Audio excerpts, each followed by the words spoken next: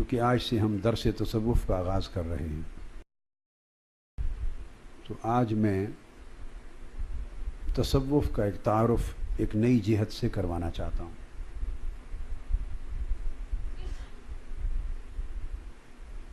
یہ ایک نئی جہت ہے تصوف کی اہمیت کو اجاگر کرنے کے لیے، اور یہ جاننے کے لیے کہ امور دین میں آپ کی اصلاح، امور اخلاق میں اصلاح، اعمال اور احوال کی اصلاح، نیات کی اصلاح، فکر آخرت کی اصلاح، یہ سب کچھ جس طریق سے ممکن ہے وہ صرف اور صرف طریق تصوف ہے۔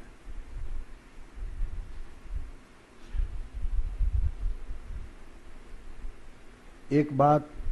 انسان کے علم میں ہوتی ہے اور وہ اتنی پختہ ہو جاتی ہے کہ اس کو انسان مسلمات میں سے لے لیتا ہے اور پھر اس کی ضرورت پر غور چھوڑ دیتا ہے اور اس کی تہ میں اترنا چھوڑ دیتا ہے اور عملاً اس کی حقیقت کو اپنی زندگی سے نکال دیتا ہے۔ بس اس کے علم میں ایک چیز ہے، ختم۔ تصوف کے ساتھ اور روحانیت کے ساتھ ہمارا علاقہ اس طرح کا ہو گیا ہے۔ اس وجہ سے ہم دنیا کے فتنہ میں مبتلا ہو گئے، جن کے بارے میں حضور علیہ الصلوۃ والسلام نے امت کو متوجہ کیا۔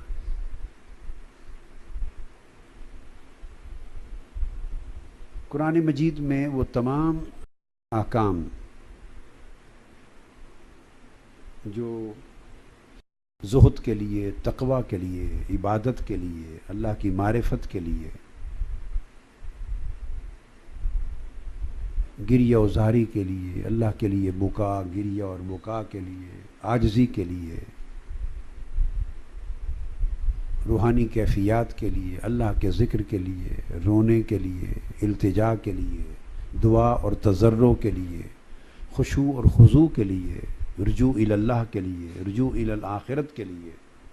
خوف کے لیے، خشیت کے لیے، اللہ کی محبت کے لیے، اخلاص کے لیے،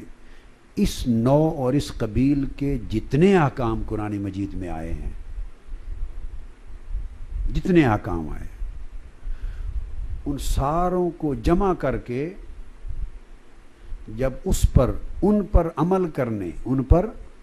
قیام اللیل، رات کو رونا، رات کا اٹھنا، قیام کرنا، تلاوت کرنا، آنکھوں سے آنسوؤں کا گرنا، جلد سے بالوں کا کھڑا ہو جانا، رقت پیدا ہو جانا، دل میں خشیت کا آ جانا،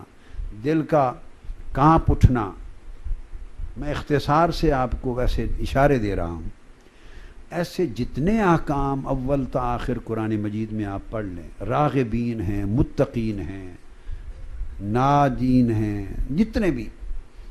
ذاکرین ہیں، محبین ہیں، مقربین ہیں، محبوبین ہیں اللہ پاک کی بارگاہ میں، محسنین ہیں، ایسے تمام احکام اور تمام فضائل اخلاق و اعمال اور عبادات کے، ان کو جب چنا گیا، یہ سب روحانیت کے دائرے میں آتے، ان کو چن کر اکٹھا کر کے جب ایک مضمون بنا تو اس پر جب ترکیز کی گئی، توجہ مرکوز کی گئی، علماً، فکراً، عملاً، تو اس کا نام تصوف ہے۔ اس کا نام تصوف۔ لہذا احکام تصوف آدھا قرآن احکام تصوف پر ہے۔ اب آپ اس بات کو سمجھ گئے نا؟